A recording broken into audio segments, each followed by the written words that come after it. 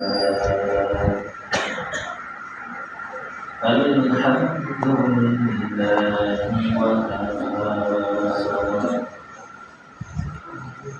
وسلام على عباده الذين اصطفى أما بعد فقد قال الله تعالى في كلامه المجيد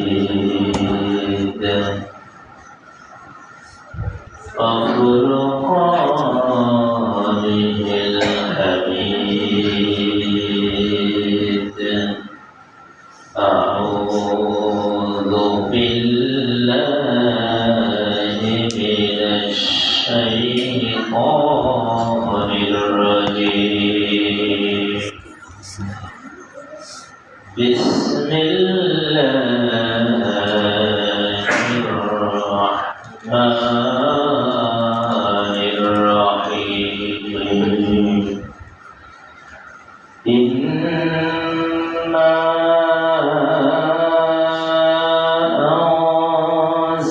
أنزلناه في ليلة القدر وما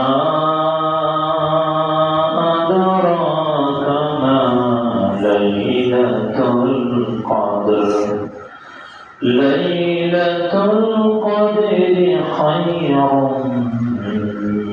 من 1000 شهر تنزل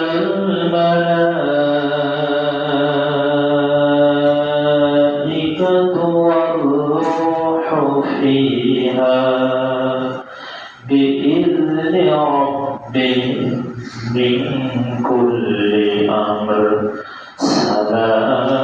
سلام هي حتى مطلع الفجر وقال رسول الله صلى الله عليه وسلم من قام رمضان إيمانا واحتسابا غفر له ما تقدم من ذنبه ومن قام ليلة القدر إيمانا واحتسابا غفر له ما تقدم من ذنبه أو كما قال عليه الصلاة والسلام فقال رسول الله صلى الله عليه وسلم فالتمسوها في العشر الأواخر في الوتر أو كما قال عليه الصلاة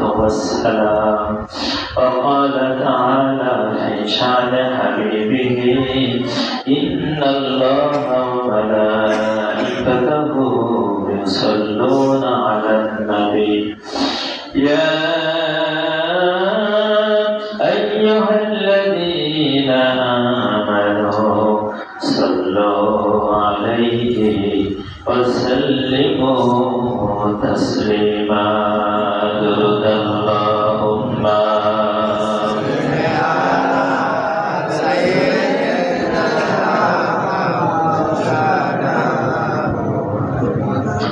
وعلى آله سيدنا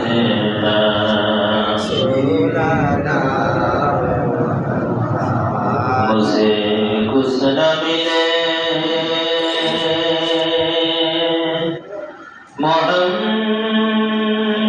मोहम्मद मिले यार वो शहीद जिससे अल्लाह मिले बला वला बिकमालिही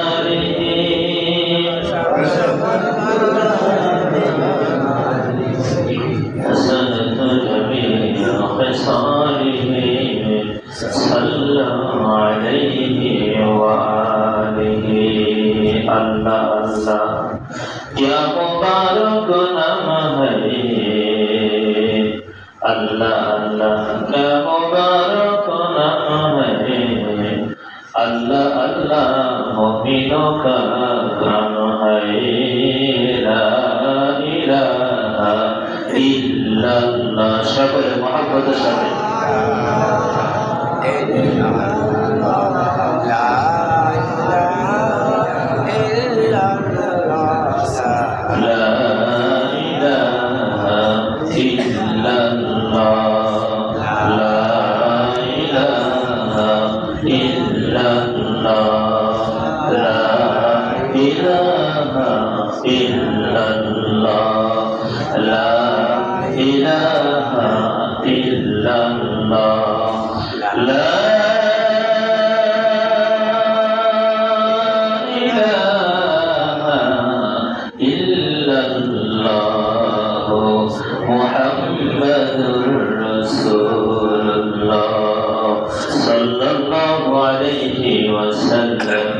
اللهم وفقنا لما تحب وترضى من القول والفعل والعمل والنية إنك على كل شيء قدير ربنا آتنا في الدنيا حسنة وفي الآخرة حسنة وقنا عذاب النار اللهم آمين আলহামদুলিল্লাহ অন্ধকার পবিত্র মাহে রমজানের তৃতীয় জুমায় আগত হযরতে উলামায়ে কেরাম দিগর মুসল্লিয়ান ইজম যুবক ভাই বৃদ্ধ বাবাজিরা আমার সর্বপ্রথম সেই মহান রব্বুল ইজ্জত ওয়াল জালালের দরবারে শুকরিয়া আদায় করছি যে মহান মালিক আপনাকে আমাকে পবিত্র মাহে রমজানে সুস্থতার মতন মহান দৌলত দান করে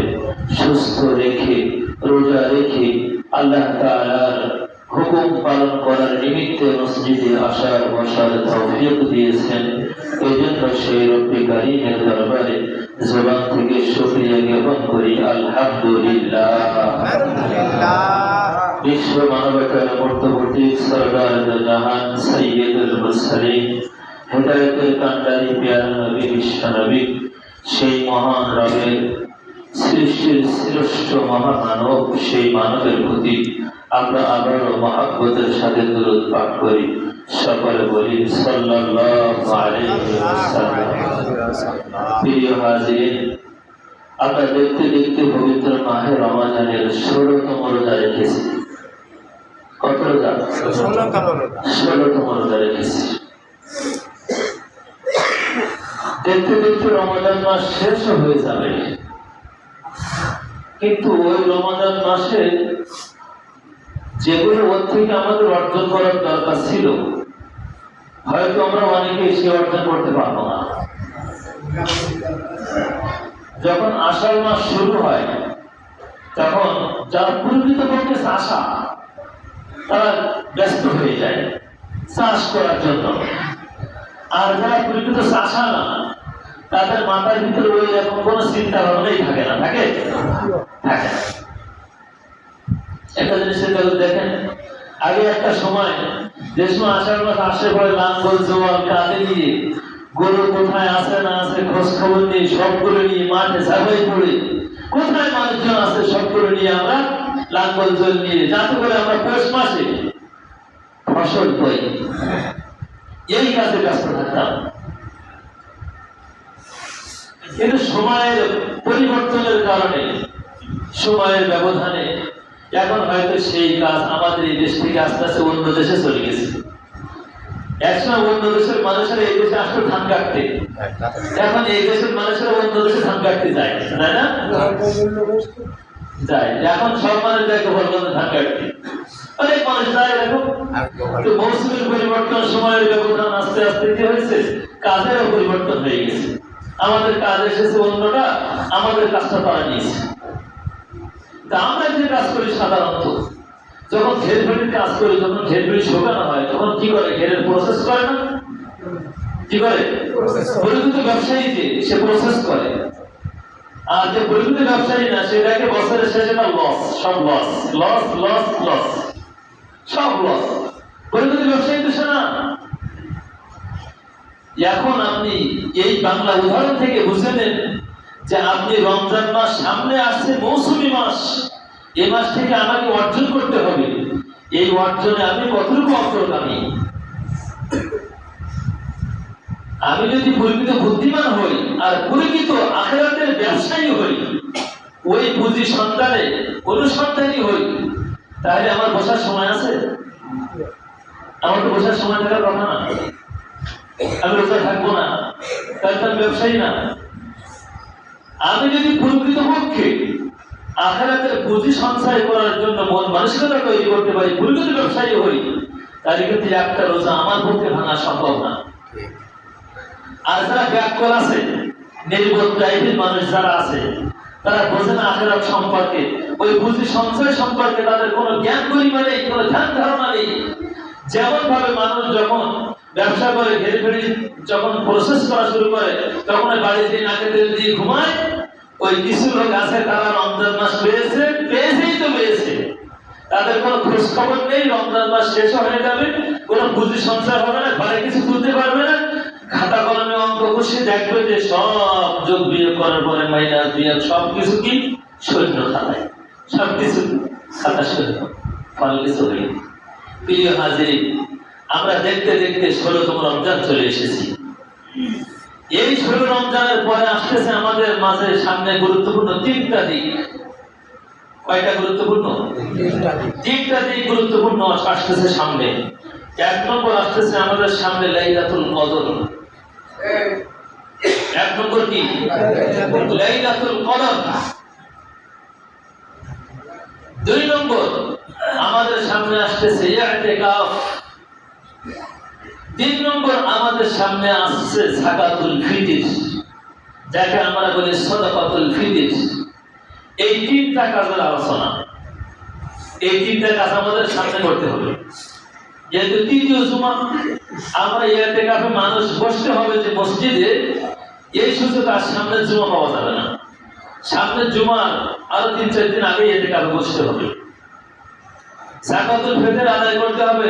রমজানের শেষ প্রান্তে চলে এসেছি আমরা। আমরা যদি 3 তলায় উঠতে হয়, তাহলে 1.5 তলা ওঠা শেষ, 16তম রোজা আজকে। তাই ওই যাকাতুল ফিতরের আলোচনা করতে হবে। লাইলাতুল কদর 21 তারিখে খুঁজতে হবে, ও আলোচনা আজকে করতে হবে। আলোচনা কয়টি? 3টি আলোচনা। এই আলোচনা আমরা সবাই জানি। 3 আলোচনা সম্পর্কে আমাদের কম বেশি জ্ঞান গরিমা মাথা করে আছে। যে লাইলাতুল কদর কাকে বলে? ইতিকাফ খেয়ে না খেয়ে বাড়ি ঘর সব ছেড়ে মসজিদে এসে বসে থাকতে হয়, বসে কি করতে হয়? মোবাইল ফোন করতে হয়, না গল্প করতে হয়, বসে বসে বসে গল্প করে ফেলে, আর কোনো কাজ কাম নেই। এবারে কোরআনের অর্থ দূরের কথা, জিকির আজকাল নেই, শুধু গল্প করে। তা যখন গল্প তো করে, মসজিদে তো বসেই আছে, গল্প করে বলুন। এর পরবর্তী কাজ হলো সাদাকাতুল ফিতর। যারা রোজা তো রাখলাম 16টা, আরো রাখবো কয়টা? 13-14টা রাখবো আরো। এর ভিতরে তো ত্রুটি বিচ্যুতি হবে। আল্লাহ রাসূল সাল্লাল্লাহু আলাইহি ওয়াসাল্লাম বলেছেন, ত্রুটি বিচ্যুতির কারণে তোমরা কিছু সাদাকাতুল ফিতর দাও, যাতে করে যে ত্রুটি বিচ্যুতি হয়েছে ওগুলো যাতে করে ঘাটতি পূরণ হয়ে যায়। এই জন্য আমরা কিছু সাদাকাতুল ফিতর দিতে হবে রমজান মাসে। যাই হোক, আমরা লাইলাতুল কদরের আলোচনায় প্রবেশ করি। বিসমিল্লাহির রহমানির রহিম। ইন্না আনজালনাহু ফি লাইলাতিল কদর। আল্লাহ রাব্বুল আলামিন বলেন, ইন্না আনজালনাহু ফি লাইলাতিল কদর, নিশ্চয় আমি আল্লাহ তাআলা এই পবিত্র কালামকে নাযিল করেছি লাইলাতুল কদরের রাত্রিতে। বলেন সুবহানাল্লাহ।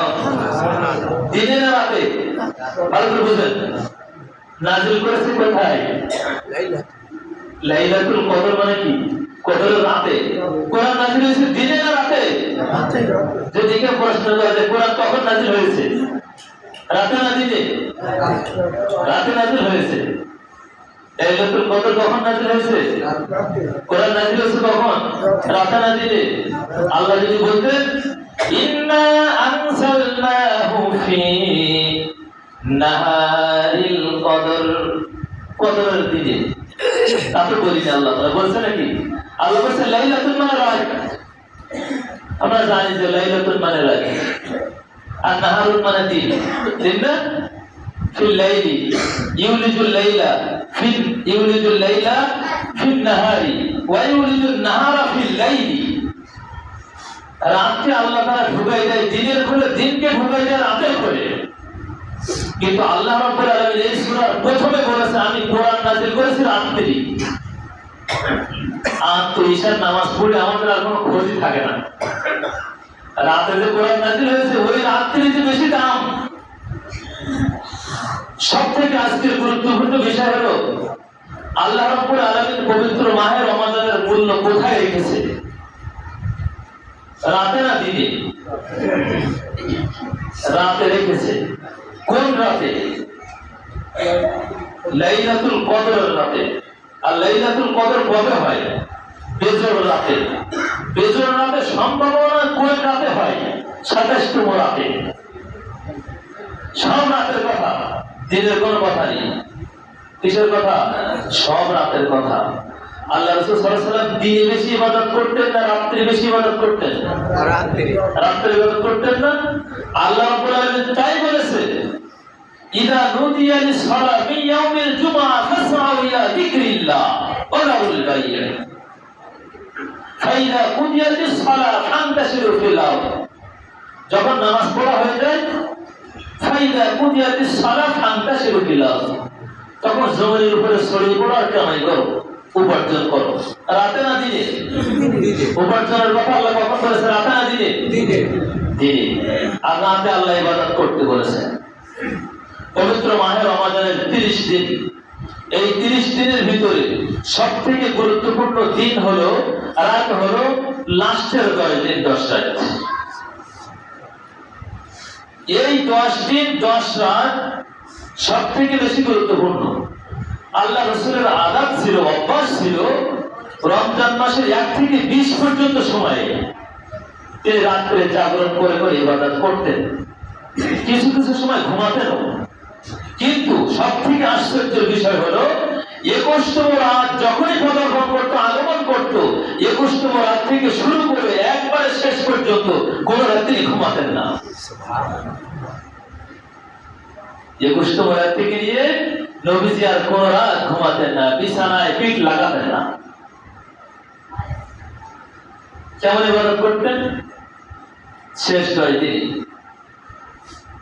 এই প্রথম 20 দিনে আপনি ইবাদত করতেন না। আল্লাহ রাসূল সাল্লাল্লাহু আলাইহি ওয়াসাল্লাম সবথেকে বেশি পরিমাণে ইবাদত করেছেন রমজান মাসের শেষ দশকে। একটা হাদিস। দ্বিতীয় হাদিসে হুজুর বলেছেন ফালতাবিসুহা ফিল আশরিল আওয়াখির ফিল উতরি, তোমরা তালাশ করতে থাকো ফিল আশরিল আওয়াখির, শেষ দশকে, আশরিল আওয়াখির ফিল উতরি, বেজর রাতে। সুবহানাল্লাহ, সুবহানাল্লাহ।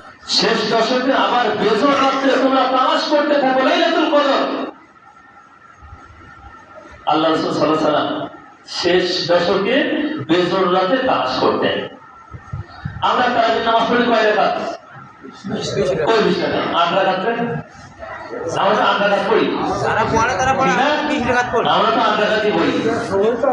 আমরা 8 রাকাত পড়ি। শুনেন আল্লাহ রাসূলের আদবটা শুনেন, স্পষ্ট হাদিস।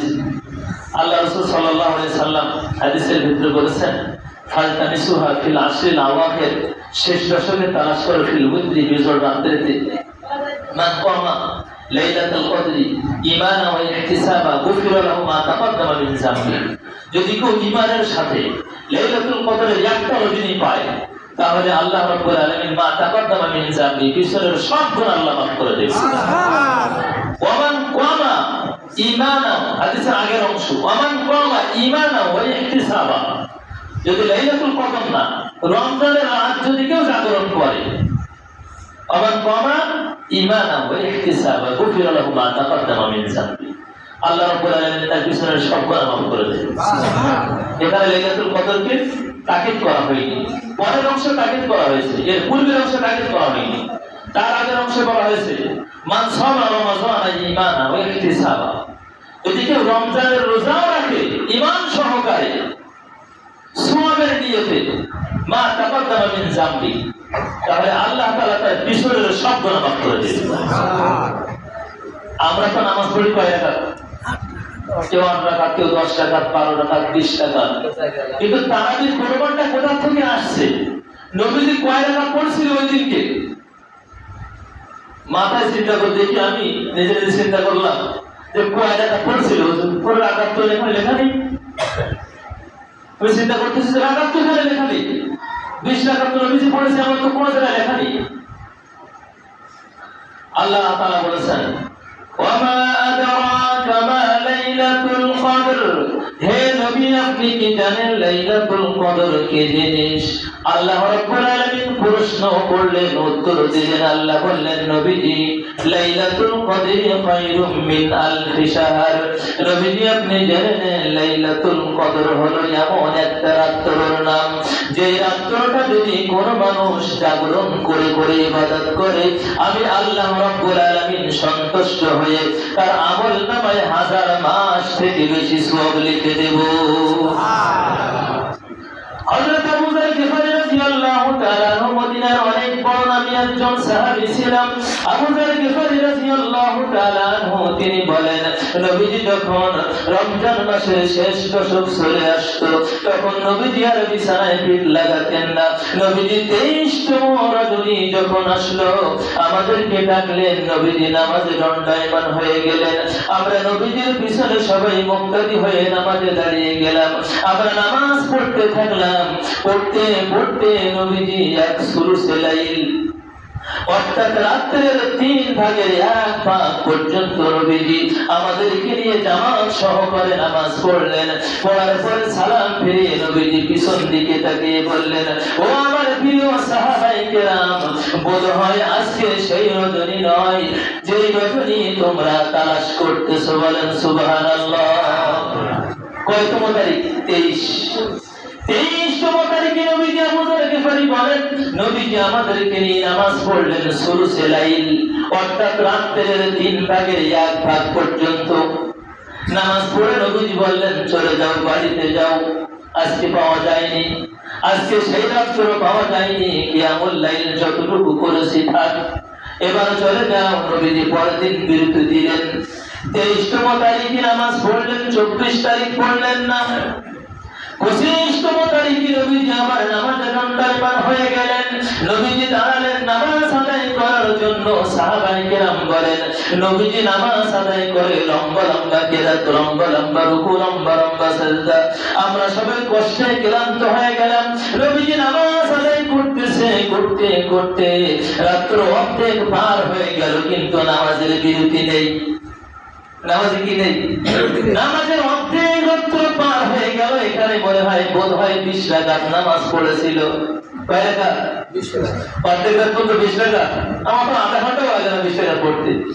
অর্ধেক রজনী পর্যন্ত নবীজি সাহাবায়ে কেরামকে সাথে নিয়ে নামাজ পড়লেন।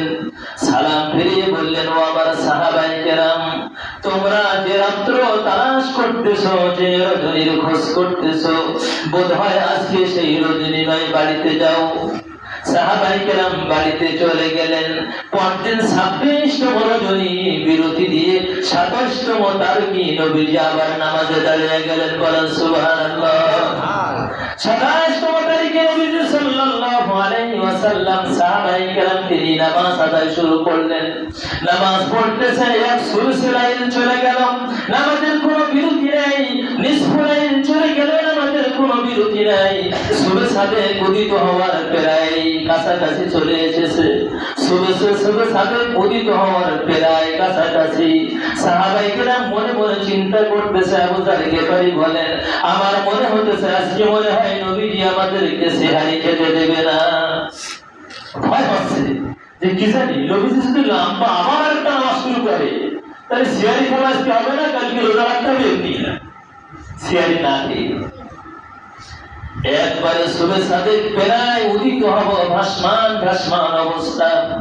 পূর্ব দিগন্তে প্রায় সুবহ সাথে উদিত হওয়ার মতো অবস্থায় নবীজি সালাম ফেরালেন আর বললেন, ও আমার সাহাবায়ে কেরাম, তোমরা শুনে রাখো, বোধ হয় যে রাত তোমরা তালাশ করতেছো সে রাত পাওয়া গিয়েছে।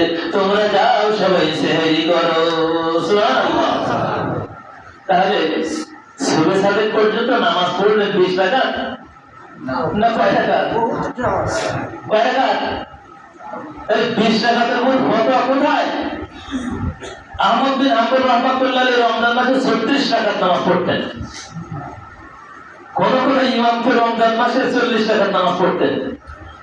আল্লাহ রাসূল সাল্লাল্লাহু আলাইহি ওয়াসাল্লামের এই নামাজ থেকে স্পষ্ট বোঝা যায় যে নামাজ আমরা পড়ব যতক্ষণ পারি, কোন 8 রাকাত না, কোন 8 রাকাত, 10 রাকাত, 20 রাকাত, 12 রাকাত, এই সমস্ত কোন হিসাব কিতাব না। হিসাব কিতাব হলো কি, আমি যতক্ষণ পারি ইমাম সাহেবের পিছনে নামাজ পড়তে থাকবো। কিন্তু যদি বলা হয় 36 রাকাত নামাজ হবে মসজিদে, মুসল্লি 8 রাকাত না 6 রাকাতের উপরে পালাবে সব। আমরা তাহলে কোন মুসলমান? ত্যাগের মুসলমান নাকি ভোগের মুসলমান? ত্যাগ করতে পারি? ইসলাম ত্যাগের বিনিময়ে এসেছে, ভোগের বিনিময়ে না। আল্লাহ রাসূল যদি ইচ্ছা করতেন তাহলে শান শওকতে বাদশাহী বেশভূষা দিয়ে ওই উহুদ পাহাড় স্বর্ণ হয়ে পিছনে পিছনে ঘুরতো আর বলতো আপনি সবসময় বাদশাহী পোশাক পরে থাকেন। কি বলছিল? জিবরাইল হুজুর আপনি চান উহুদ পাহাড়টা স্বর্ণ হয়ে যায়, পিছনে পিছনে ঘুরো, যা লাগুক যেখানে লাগুক, যত অর্থ দরকার ওখান থেকে সংগ্রহ করেন। হুজুর বলছিল কি, না আমার দরকার নেই, আমি দরকার নেই। আরো হাদিসে বলেছেন ফাতুবা লিল গুরাবা, সুসম্পন্ন গরীবদের জন্য। গরীবরাই তো 500 বছর আগে জান্নাতে চলে যাবে।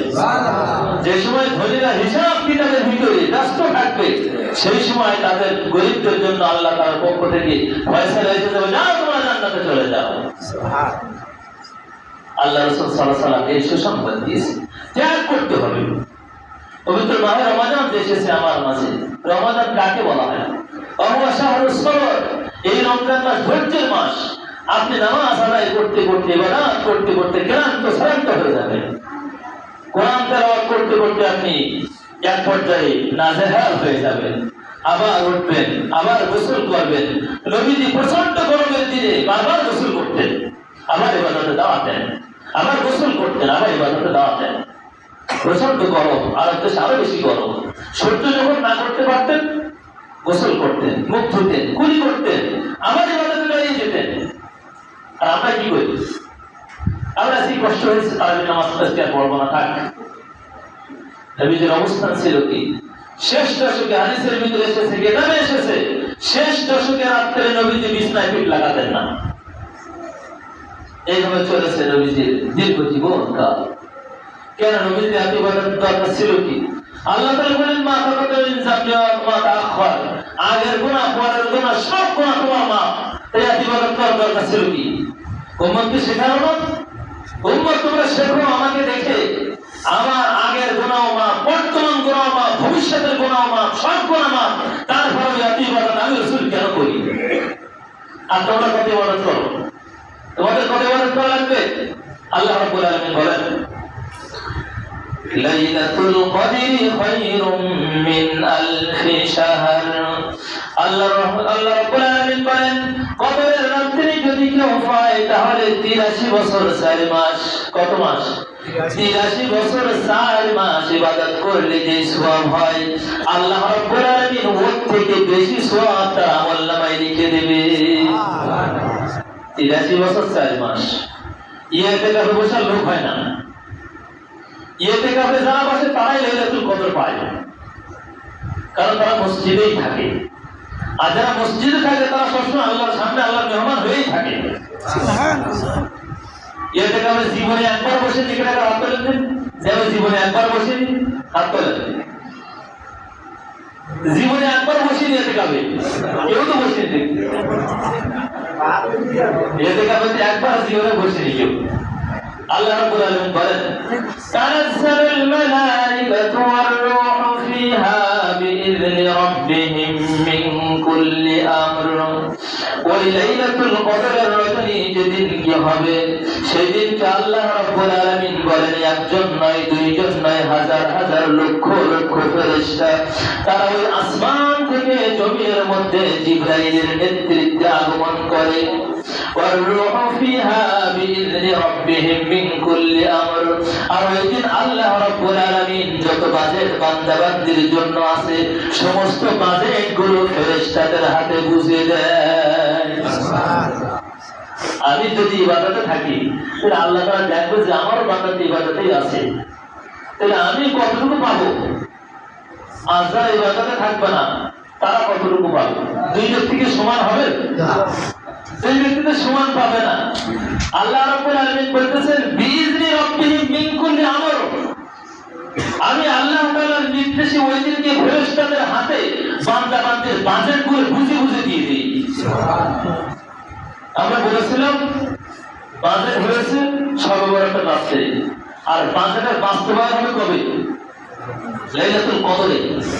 লাইলাতুল কদরে আল্লাহ রাব্বুল আলামিন ফেরেশতাদের হাতে বুঝে বুঝে দেবে আর বলবে, এই ফেরেশতারা, আব্দুর রউফ, আব্দুল সামাদ, আব্দুল জলিল, আব্দুল মাজিদ, আব্দুল করিম, তাদের জন্য তোমরা আজকের বাজেটটা বুঝে নাও। ফেরেশতারা আল্লাহ তাআলার কাছ থেকে সব বাজেটগুলো বুঝে নিয়ে আসবে। মিকাইল বুঝে নিয়ে আসবে, জিবরাইল বুঝে নিয়ে আসবে, ইসরাফিল বুঝে নিয়ে আসবে, সব বাজেটগুলো বুঝে নিয়ে আসবে এই লাইলাতুল কদরের রজনীতে। এই জন্য হুজুরের সারা জীবন কোন রমজান ইতিকাফ ছাড়া কাটিয়ে সব রমজান ইতিকাফ থাকতেন। হাদিস শরীফের ভিতরে এসেছে আল্লাহ রাসূল ইন্তেকাল হয়ে গেছে। আল্লাহ রাসূলের ইন্তেকালের পরে আম্মা জানরা পবিত্র নবীজি সাল্লাল্লাহু আলাইহি ওয়াসাল্লামের স্ত্রীগণ তারা সবাই ইতিকাফ করতেন। নবীজির ইন্তেকালের পরেও তাদের জীবন দশায় ইতিকাফ করে গিয়েছেন। আল্লাহ রাসূল সাল্লাল্লাহু আলাইহি ওয়াসাল্লাম যে বছর হাদিসে এসেছে ইন্তেকাল করবেন, ওই ইন্তেকালের বছর 2 দশকে ইতিকাফ করেছেন। 1 দশক না, 2 দশক। 1 দশক তো অন্যান্য সব বছর করতেন, এই বছর 20 দিন ইতিকাফ করেছিলেন। ইতিকাফ করলে ইবাদতের সুযোগ বেশি পাওয়া যায়। ইতিকাফ করলে লাইলাতুল কদর তালাশ করতে সুবিধা হয়। একটা লাইলাতুল কদর যদি সারা জীবনে কেউ পেয়ে যায়, তাহলে ওই এক লাইলাতুল কদরেই 83 বছর 4 মাসের ইবাদতের সওয়াব আল্লাহ লিখে দেবেন। আপনি কত ইবাদত করেছেন সারা জীবনে? 83 বছর অবিরাম ইবাদত, বিনা পরিশ্রম ইবাদত, বিনা অলসতা ইবাদত, নিরলস পরিশ্রম যাকে বলা হয়, নিরলস ইবাদত। ইবাদতের ভিতরে কোনো অলসতাই প্রবেশ করেনি। এমন ইবাদত কেনা করেছেন? আমি তো করিনি, নিরলস কোন অলসতা নিজের ভিতরে সাক্ষাৎ করিনি। সারা রাত ইবাদত করেছি, আমার কোন রাত জীবনে যায়নি। সারা রাত জেগেছি কিন্তু এরকম নিরলস হয়নি। আল্লাহ রাব্বুল আলামিন বলতেছেন এরকম নিরলস ইবাদতের সওয়াব আমি আল্লাহ পাক এক রাতের বিনিময়ে 83 বছর 4 মাসের সওয়াব লিখে দেব। সুবহানাল্লাহ। এর থেকে সুযোগ আল্লাহ কি দেবে আমাদের? কিছুই হতে পারে না। আল্লাহ রাব্বুল আলামিন বলেছেন সালাম, ফেরেশতারা যখন আসমান থেকে লক্ষ লক্ষ ফেরেশতা আসে আর লাইলাতুল কদরের রাতে যারা দাঁড়িয়ে দাঁড়িয়ে الذين يذكرون الله قياما وقعودا وعلى جنوبهم ويتفكرون في خلق السماوات والأرض, যারা দাঁড়িয়ে দাঁড়িয়ে ইবাদত করেন, বসে বসে ইবাদত করেন, শুয়ে ইবাদত করে, জিকির করে, ফিকির করে, আল্লাহ রাব্বুল আলামিন বলেন ওই সমস্ত ব্যক্তিদের জন্য আমি আল্লাহ তাআলার পক্ষ থেকে ওই নূরের তৈরি ফেরেশতারা যে সালাম মুসাফা করে। সালাম মানে কি? শান্তি বর্ষিত হোক তোমার পরে। তুমি আজকে রাতে ইবাদত করতেছো, তুমি বড়ই ভাগ্যবান। কতক্ষণ পর্যন্ত রহমত চালু থাকে? মাতলাইল ফাজর, যতক্ষণ পর্যন্ত ওই পূর্ব দিগন্তে সূর্য লালায়িত আভা নিয়ে পৃথিবীবাসীকে সূর্য উদয়ের সুসংবাদ দান করে, ততক্ষণ পর্যন্ত আল্লাহ তাআলা এই রহমত নাযিল করতে থাকে। সুবহানাল্লাহ। আমরা পারবো না ইনশাআল্লাহ? তাহলে শেষ দশকে, কয় দশকে? শেষ দশকে আল্লাহ হাবিব সাল্লাল্লাহু আলাইহি ওয়াসাল্লাম বলেছেন তোমরা ইতিকাফ করো বেশি বেশি পরিমাণে। কি করো? ইতিকাফ বেশি বেশি পরিমাণে করো। কারণ কি? আল্লাহ রাসূল সাল্লাল্লাহু আলাইহি ওয়াসাল্লাম বলেছেন যদি কেউ ইতিকাফ মাত্র একদিন করে, কয়দিন? একদিন ইতিকাফ করে, তাহলে আল্লাহ রাব্বুল আলামিন ওই ব্যক্তি আর জাহান্নাম থেকে ব্যবধান করে দেয় 3 পরীক্ষা। কয় পরীক্ষা? 3 পরীক্ষা। পরীক্ষা মানে গর্ত। আসমান থেকে জমিন পর্যন্ত যত গর্ত আছে, একদিন ইতিকাফের বিনিময়ে এরকম 3 ডবল দূরত্ব তার থেকে জাহান্নাম সরে যায়। কয়দিন ইতিকাফ? একদিন। আল্লাহর হাবিব সাল্লাল্লাহু আলাইহি ওয়াসাল্লাম বললেন 3 খন্ডক কঠিন পরীক্ষা। অর্থাৎ আসমান থেকে জমিন পর্যন্ত যে গর্ত আছে, যে ব্যবধান আছে, দুই দিগন্ত, এটা হলো নিচ দিগন্ত, ওটা হলো উপর দিগন্ত। এই দুই দিগন্ত সমান 3 ডবল। ওই ব্যক্তি আর জাহান্নাম থেকে ব্যবধান হয়ে যায়। তাহলে সে জাহান্নামে যাবে, অনেক দূরে চলে যাবে না জাহান্নাম থেকে। তাই একদিন ইতিকাফের যদি এই ফজিলত হয়, তাহলে 10 দিন যদি কেউ ইতিকাফ করে, তাহলে তার ফজিলত কত! সুবহানাল্লাহ। আমরা শেষ নবীর উম্মত হওয়ার কারণে এত ফজিলত, অন্য নবীদের উম্মতের এত ফজিলত ছিল না। কিন্তু আমাদের হায়াত কম। নবীজি আফসোস করেছিলেন যে অন্যান্য নবীদের উম্মতের হায়াত আছে 1000 বছর, 900 বছর, 1500 বছর, কিন্তু আমার উম্মতের হায়াত আপনি দিয়েছেন 60 বছর, 70 বছর, 90 বছর, 80 বছর। তাহলে আমার উম্মতের তারা অনেক আগে চলে যাবে। আল্লাহ রাব্বুল আলামিন বললেন, বন্ধু আপনি আফসোস করবেন না, আপনার উম্মতের জন্য এমন বিশেষ কিছু তাৎপর্যপূর্ণ রাত্র বা দিন দিয়ে দেব, আমি আল্লাহ রাব্বুল আলামিন এক রাত ইবাদত করলে তারা যে 1000 বছর ইবাদত করেছে, ওই 1000 বছরের ইবাদত এক রাতের ইবাদতের সমতুল্য হবে না। সুবহানাল্লাহ। আমাদের নবীর কারণে এত ফজিলত আমাদের, প্রিয় হাজিরিন। তাহলে আমরা এই বিশেষ ফজিলতপূর্ণ যে ইতিকাফ আছে শেষ দশকে, এই শেষ দশকে কয়জন লোক ইতিকাফে থাকতে পারে, নিয়ত করতে পারে? আলহামদুলিল্লাহ 1 2 3 4 5 6 7 আলহামদুলিল্লাহ। আর কি আছে? কোন ভাই আছে? শুনেন, প্রত্যেকটা আমল জীবনে একবার হলেও করবেন। 9 জন আছে না? 10 জন। 10 জন হবে কত? তিলকা আশারাতুল কামিলা। থাকবেন আলহামদুলিল্লাহ 10 জন। 10 জন তিলকা আশারাতুল কামিলা। আল্লাহ তাআলা বলেছেন 10 এর পূর্ণ হয়ে গেছে। জান্নাতের সার্টিফিকেট পেয়েছিল কয়জন সাহাবী? 10 জন সাহাবীকে আল্লাহ রাসূল সার্টিফিকেট দিয়েছিলেন, সুসংবাদ দিয়েছিলেন। আশারায়ে মুবাশশারা মানে সুসংবাদ প্রাপ্ত সাহাবী 10 জন। আরো আছে, আরো জান্নাতে সাহাবায়ে কেরাম আছে, কিন্তু জান্নাতের সুসংবাদ নবীদের মুখ থেকে পেয়েছিল 10 জন মানুষ। আল্লাহ তাআলা বললেন কি তিলকা আশারাতুন কামিলা, 10 জন হলেই পূর্ণ হয়ে যায়। সুবহানাল্লাহ, আলহামদুলিল্লাহ। আল্লাহ পাকের অশেষ মেহেরবানি, 10 জন হয়েছে, আমরা ইতিকাফে পেয়ে গেছি। আশা করি আমাদের এই এলাকা থেকে তাদের দোয়ার মাধ্যমে ইনশাআল্লাহ আমাদের এলাকার আযাব গজব আল্লাহ তাআলা হটিয়ে দিবে। আল্লাহ কবুল করুন, আমিন। এর পরবর্তী আলোচনা যাকাতুল ফিতর। গত সপ্তাহে যাকাতুল ফিতরের আলোচনা আমি কম বেশি করেছিলাম। সদকাতুল ফিতর এবং যাকাতের আলোচনা কম বেশি করা হয়েছিল। কে যাকাত দেবে, কে নেবে, এই সম্পর্কে আলোচনা হয়েছিল। তো আমরা সাহেবে নিসাব যারা আছে তারা যাকাত দেব, সাহেবে নিসাব যারা না, 8 শ্রেণীর ব্যক্তি এমন আছে যাদেরকে আমরা যাকাত দেব। তার আলোচনা আল্লাহ রাব্বুল আলামিন 10 নম্বর পারা সূরা তাওবার ভিতরে আলোচনা করেছেন। 15 নম্বর বিষয়ের ভিতরে 8 শ্রেণীর 8টা খাত আছে আমি বলেছিলাম।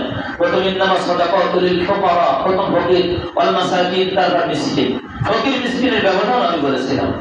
এবারে যাকাতের আলোচনা, সদকাতুল ফিতরের আলোচনা। আপনার উপরে যাকাত ফরজ নেই, কিন্তু সদকাতুল ফিতর অনেকের উপরে ফরজ আছে। আমি যাকাতের নিসাব এবং সদকাতুল ফিতরের নিসাব ব্যবধান কিতাব বর্ণনা করেছিলাম।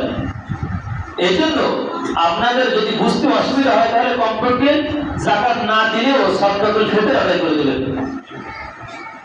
সদকাতুল ফিতরটা আদায় করে দেবেন। হাদিসের ভিতরে এসেছে, নবীজি বলেন যদি কেউ ঈদের আগে রমজানের খোলে খোলে সদকাতুল ফিতর আদায় করে, তাহলে আল্লাহ রাব্বুল আলামিন ফরজ কবুলিয়াত যাকাতের সওয়াব তার আমলে লিখে দেন। সুবহানাল্লাহ। আর যদি রমজানের ঈদের পরে যে সদকাতুল ফিতর কেউ আদায় করে, তাহলে ফরজ না, কবুলিয়াত না, সাধারণ সদকার সওয়াব তার আমলে লিখে দেবে। সুবহানাল্লাহ। তাহলে কোন সময় আদায় করতে হবে? রমজানের ভিতরে না, রমজানের ভিতরে সদকাতুল ফিতর আমরা সবাই আদায় করে দেব। সদকাতুল ফিতরের পরিমাণ কতটুকু? 100 টাকা। সদকাতুল ফিতর নিয়ে ইখতিলাফ আছে। ইমাম আযম আবু হানিফা রাহমাতুল্লাহ আলাইহি তিনি বলেন যে সদকাতুল ফিতর হবে 3 কেজি 300 গ্রাম, 3 কেজি 300 গ্রাম। এবং ইমাম আবু ইউসুফ সহ আরো 3 ইমাম তারা বলেন 2 কেজি 200 গ্রাম। কিন্তু ওই ইখতিলাফের উপর কোন ফতোয়া না, ফতোয়া হলো ইমাম আযম আবু হানিফা রায়ের উপরে। ইমাম আযম আবু হানিফা রাহমাতুল্লাহ আলাইহি এই হাদিসটা দুইজন সাহাবী থেকে বর্ণিত। একটা হাদিস আছে আবু সাঈদ খুদরি থেকে। আবু সাঈদ খুদরি বলেন 3 কেজি 300 গ্রাম। আর আসমা বিনতে আবু বকর, অর্থাৎ আবু বকরের মেয়ের নাম আসমা, ওই আসমা থেকে যে হাদিসটা আছে ওই হাদিসের ভিতর আছে 1 কেজি 650 গ্রাম। কত? 1 কেজি 650 গ্রাম। আমাদের এই সমাজে ফতোয়া হলো আবু বকরের মেয়ে আসমার কথার উপরে। কার কথার উপরে? আবু বকরের উপরে, আসমা বিনতে আবু বকর রাদিয়াল্লাহু তাআলা আনহুমা, এই দুইজনের উপরে ফতোয়া আমাদের কথার উপরে। তাহলে আমরা দেব। সেই সময় সাধারণত সদকাতুল ফিতর দেওয়া হতো জব দ্বারা, পনির দ্বারা, কিশমিশ দ্বারা, খেজুর দ্বারা, তাদের যে খাদ্য ছিল সেই খাদ্য দ্বারা। তাহলে আমাদের দেশে সাধারণত আমাদের খাদ্য আছে, আটা আছে, চাউল আছে, ইত্যাদি ইত্যাদি, এগুলো খাদ্য। তাহলে আমরা ওই যে আসল জিনিস যেগুলো খেজুর, কিশমিশ, জব, পনির, এইগুলোর মূল্য নির্ধারণ করে আমরা সদকাতুল ফিতরটা আদায় করব। যদি আমরা সাধারণত আটার মূল্য নির্ধারণ করি তাহলে আমাদের সদকাতুল ফিতর সাতক্ষীরা ওলামা ফাউন্ডেশন ওনারা 100 টাকা ধরেছেন। ইসলামিক ফাউন্ডেশন ঢাকা থেকে ওনারা করেছেন 110 টাকা। আমরা সাতক্ষীরা জেলার জন্য 100 টাকা দিলে চলবে আটার হিসাবে। যদি কেউ মনে করে যে আমি আটার হিসাবে দেবো না, আমার একটু টাকা পয়সা ভালো আছে, আমার একটু ভিতরে বেশি দিতে হয়, তাহলে এবছর আমি কিশমিশের হিসাবে দেবো। তাহলে কিশমিশের হিসাবে আমাদের 2300 টাকা। কত টাকা? 2300 টাকা। যদি কেউ মনে করে যে আমার তো টাকা পয়সার কোনো অভাব নেই, আমি তো কোটি কোটি টাকার মালিক, যাও আল্লাহ রাস্তা দেই না, এটা কোনো পরকালে পাবো, আমি কিশমিশের হিসাবে দেবো না, খেজুরের হিসাবে দেবো, তাহলে 4050 টাকা দিলে হবে। কত একটা ফিতরা? 4050 টাকা। যার যেভাবে সমাপ্ত আছে আর কি, এটা বললাম যে যেভাবে দিতে পারে। তবে কমপক্ষে আটার হিসাবে তো দেবে, 100 টাকা তো দেবে, তাই না? 100 টাকা দেবে। এখন আসি আপনাদের মাদ্রাসা। এখন এই মাদ্রাসায় আমরা বোর্ডিং খুলেছি। বোর্ডিং খুলেছি মানে কি, এখানে এতিমখানাও তার সাথে আর আছে। বোর্ডিং খুলেছি মানে এতিমখানাও তার সাথে আছে। এখন যারা এতিম অসহায় দুস্থ পরিবারের ছেলে মেয়ে লেখাপড়া করবে তাদেরকে খেতে দিতে হবে না? তাদেরকে খেতে দিতে হবে। আপনাদের এই প্রতিষ্ঠানের আমি খাদেম হিসাবে আপনাদের কাছে জোর দাবি জানাবো এটা, যে আপনাদের সরকার টাকা বা জাকাতের টাকা বাইরে আপনি দেন, কিন্তু একটু বেশি অঙ্কের টাকা আপনাদের প্রতিষ্ঠানের জন্য রাখবেন। কমিটি আছে, তাদের কাছ থেকে বিল কেটে নেবেন, অথবা আমাদের যারা শিক্ষকরা আছে ওদের কাছে বিল থাকবে, ওদের কাছ থেকে সদকাতুল ফিতরের টাকা, জাকাতের টাকা দেওয়ার সময় বলবেন যে হুজুর এটা জাকাতের টাকা, বলবেন যে হুজুর এটা সদকাতুল ফিতরের টাকা, আপনার ওই খাতে ব্যয় করা লাগবে।